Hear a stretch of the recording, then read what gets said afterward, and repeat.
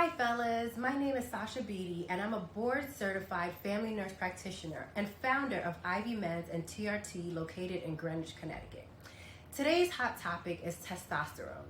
How important is the number? In reality, testosterone levels matter very little in guiding treatment for men on testosterone replacement therapy. Here at Ivy Men's, we focus more on symptomatic improvement and the effects the treatment is having on other lab values. In terms of guidance, testosterone markers by themselves do not provide much value. Instead, all lab markers need to be observed and respected in relation to one another.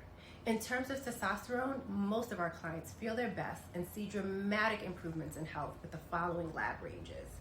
Total testosterone, 800 to 1400, and free testosterone between 20 and 30. My recommendation is you see your local hormone specialist to have your testosterone levels checked to see what you are able to do to improve your levels. Here at Ivy Men's, we can definitely help you achieve your wellness goals.